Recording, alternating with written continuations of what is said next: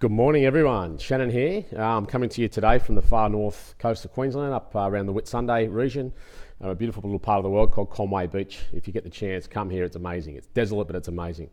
And I've just had a conversation this morning with someone in a caravan park, and I reckon I've had this conversation 30 times in 6 months.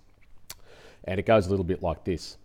Geez, mate, nice caravan. Wow, nice tow vehicle you got there. What, did you win the lotto?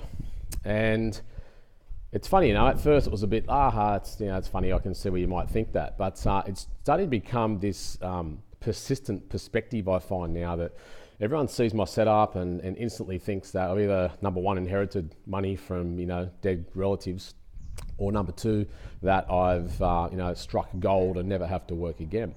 And I just want to talk to you guys a little bit, I guess, about perspective and a lot about reality, because when Michelle and I decided to do this trip, we chose to put family first. And like a lot of you guys that are out there chasing money and career and all the rest of it, we've done that, and that brought us great pleasure and lots of good things and all the rest of it. But we've got to a phase now in our life where we've got young children, like a lot of our listeners would, and we decided that we just wanted time. We're sick of chasing money. Money's always this trade-off with time. And so we just want to be able to focus on time and have that time while kids are young. And so while things on the outside may look amazingly, over the top and lavish and all the rest of it, that's the perspective.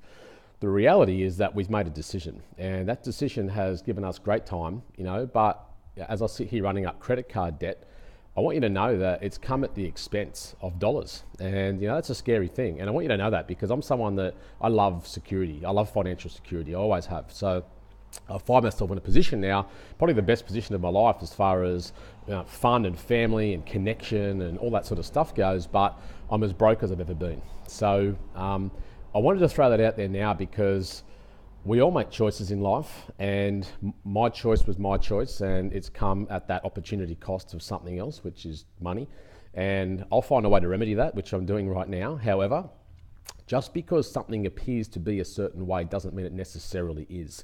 And I want you to know that all you guys all make decisions every day. We're all making decisions right now, yesterday, tonight, about our health, about our wealth, about our lifestyle, about our family, and what we choose to put our energy into. So make sure that you're in a position now where you're working towards your best future, where you're working towards what it is that you long for. And what I've worked out with my journey so far is that you don't have to have millions of dollars to enjoy the $1 million lifestyle. And let me give you a bit of an idea. So right now I'm staying on this most remarkable beach. The place is spectacular. Got motorbikes going past at the moment, so sorry if the audio gets interfered with. But I'm paying around $500 a week, okay? And that $500 a week puts me on some sort of beach somewhere where there's no one else around me. Then I put $500 a week into a Coles shop because I've got a large family. And then I put about $500 a week into, just extras like fuel and insurances and these sorts of things. So for $1,500 a week, I'm living like a king. Like seriously, living like a king. So that's been my true finding of this trip so far, that you don't need a lot to have a lot. But the thing that I've really taken from it is just the connection with people, the connection with nature, things that unfortunately money doesn't buy you, and only time does. So just make sure, guys, that you're working in the right direction. This isn't a me versus you or what I'm doing is the best thing. It's not like that at all. It's simply an observation on the perspective of others and the reality and the fact that I've made a decision which has been awesome, but it's also had the opportunity cost of less income.